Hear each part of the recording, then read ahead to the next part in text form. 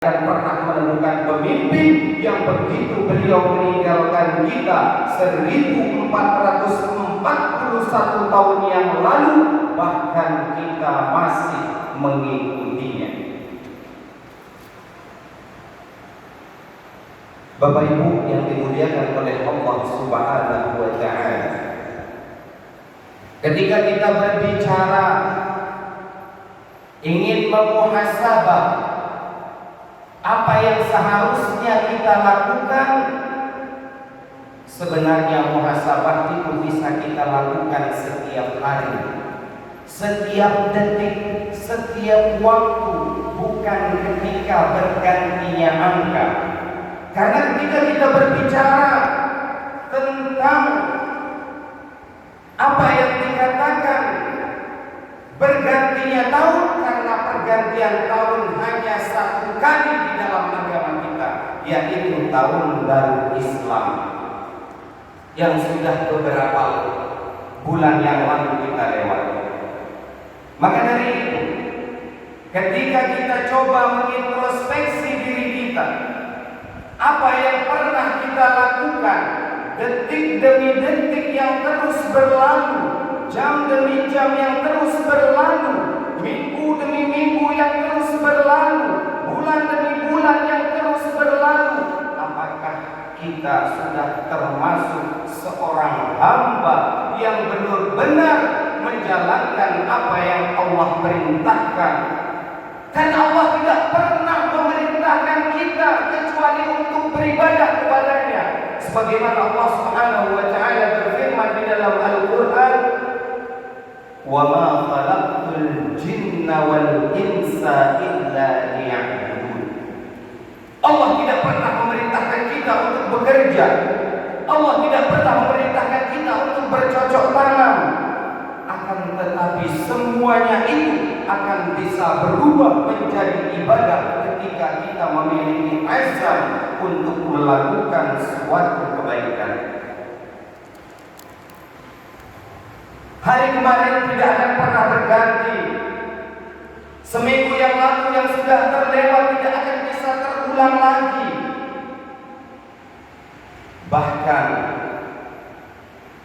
ketika kita ingin menjadi makhluk yang beruntung, yang Allah Subhanahu wa Ta'ala memerintahkan kita hanya untuk menyembah Allah semata, la syarikalah, tidak ada sekutu baginya. Kadang kita tidak pernah sadar, kita tidak pernah tahu bahwasanya sering sekali kita melakukan syirik-syirik kecil.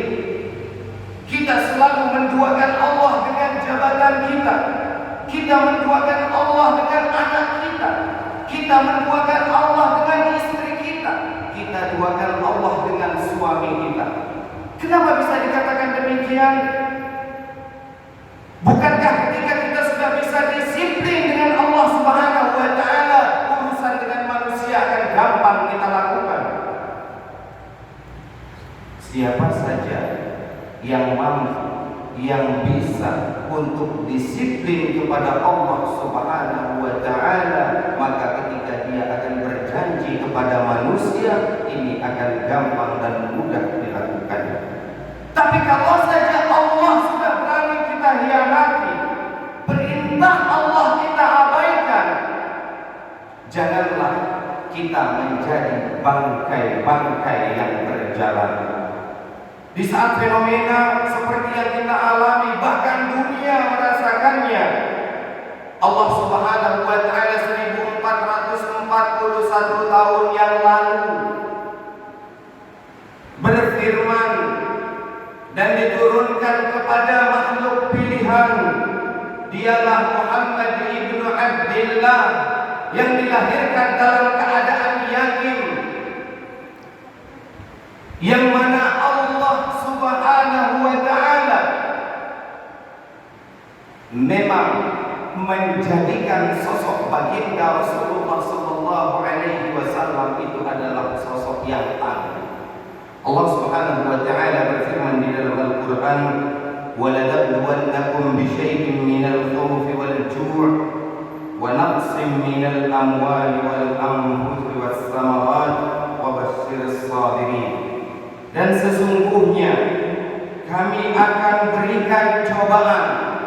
Allah akan memberikan cobaan. Di satu masa Allah akan memberikan cobaan kepada kita. Walanabluwannakum bisyai'in minal khauf. Rasa takut. Sekarang kita rasakan takut, tidak tahu apa yang kita takutkan ketika berbicara, ketika kita mau menyampaikan yang hak.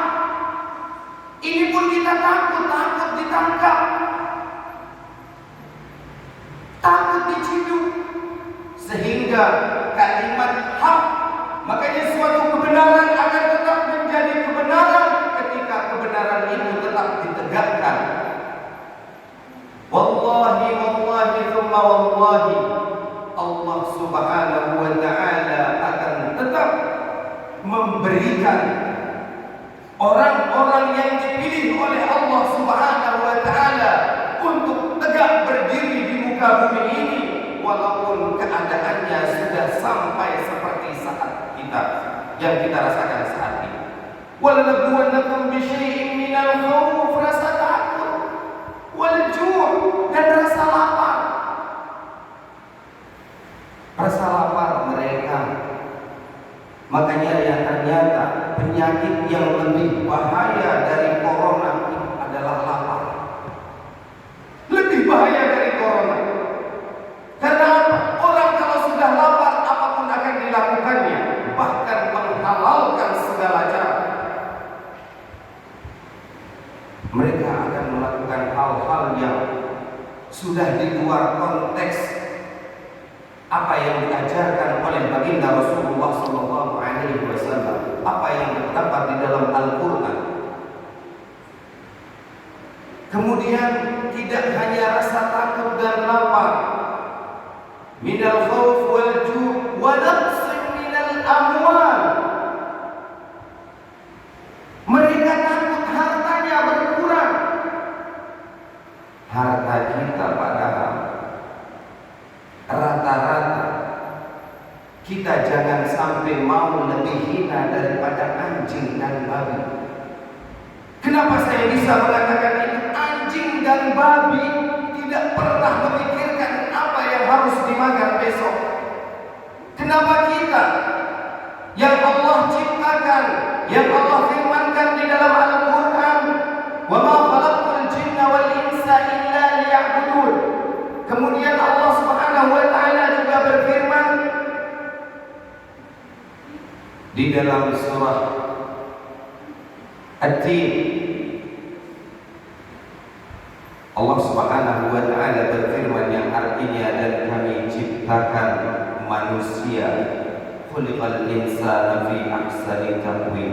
Kami ciptakan manusia sebaik-baik bentuk, sehingga tidak perlu kita khawatir akan harta kita yang berkurang. Sekarang orang yang memiliki perusahaan, orang yang memiliki usaha, takut mereka, takut tidak ada pembeli, takut tidak ada yang datang, takut barangnya tidak laku. Tapi mereka tidak pernah takut ketika Allah akan mencabut semuanya dari mereka. Kita tidak pernah mempersiapkan itu. Kalau saja apa yang kita miliki saat ini kita merasa memilikinya, ketika Allah akan mengambilnya, maka siap-siap bersedih yang berkepanjangan. Tapi sebaliknya, ketika kita menganggap apa yang nempel di badan kita, mulai dari ujung kepala sampai ujung kaki, itu adalah titipan dari Allah Subhanahu wa ta'ala, kita akan mengikhlaskannya. Maka mari kita bersama-sama untuk bijak menyikapi apa yang terjadi di kondisi negara kita, bahkan dunia. Karena apa? Allah Subhanahu wa ta'ala ketika menurunkan firman wahyunya kepada baginda Rasulullah sallallahu alaihi wasallam, "Maka yu'adzibuhum wa anta fihim." Ya Muhammad, aku tidak akan pernah mengadab kaummu ketika kamu masih berada di tengah-tengah mereka.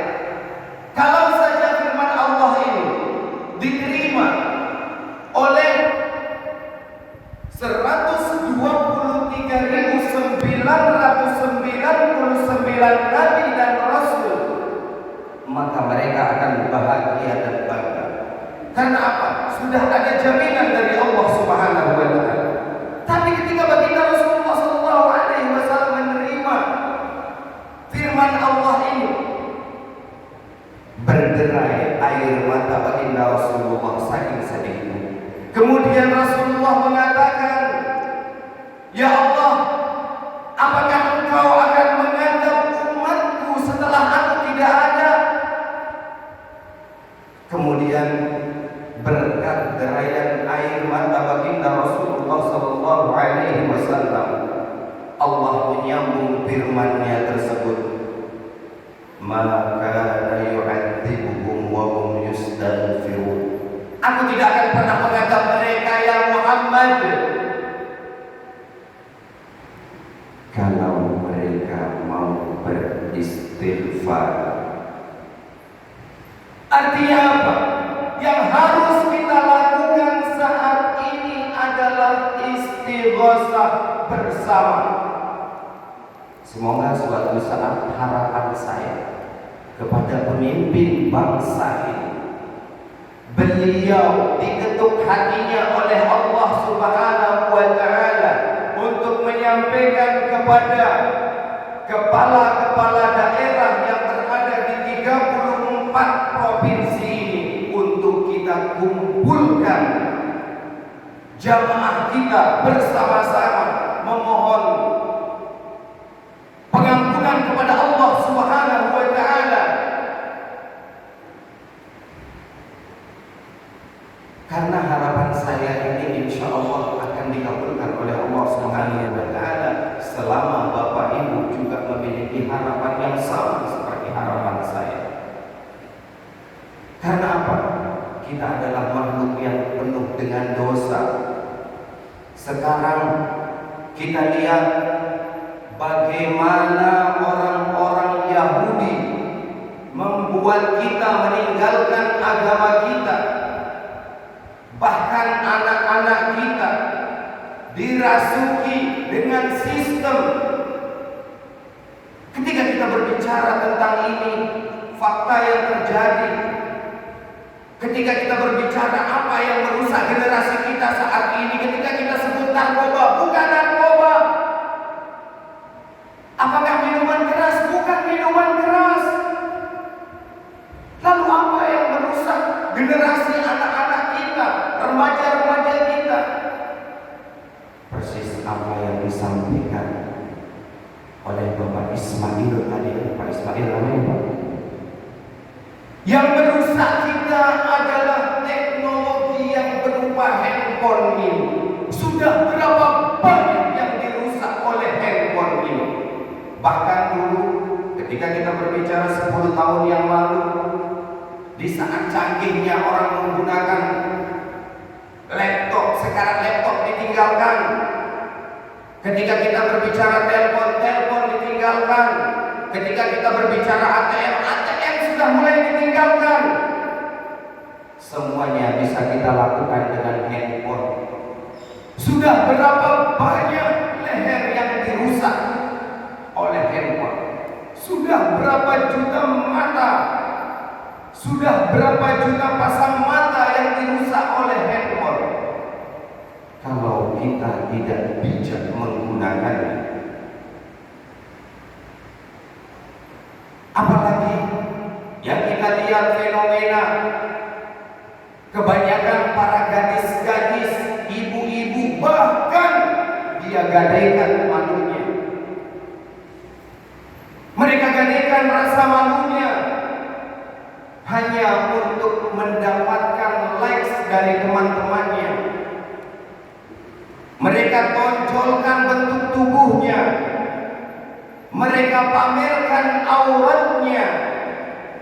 Yang mana yang paling bertanggung jawab di sini adalah kita sebagai bapaknya, kita sebagai suaminya, kita kita sebagai saudaranya. Bapak Ibu yang dimuliakan oleh Allah Subhanahu wa taala, kalau kita terus mau mengkaji bagaimana Allah Subhanahu wa taala memberikan ilmu yang sangat luas, sehingga kalau kita ibaratkan seluruh air lautan yang ada di muka bumi ini sebagai tintanya, seluruh tumbuhan yang di muka bumi ini sebagai penanya, tidak akan pernah mampu kita menggali ilmu Allah Subhanahu wa taala. Bapak Ibu yang dimuliakan oleh Allah Subhanahu wa taala, kita yang hadir di tempat ini adalah orang-orang pilihan. Dipilih sama orang pilihan itu adalah beda.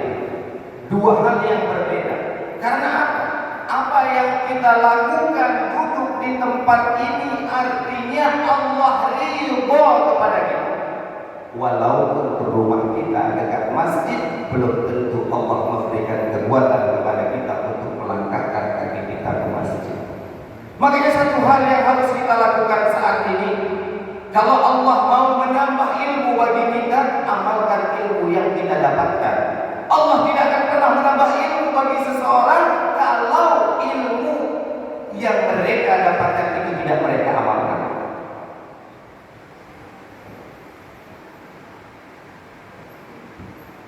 Makanya kita harus kembali sebagaimana orang-orang tua kita mengajarkan kita dulu.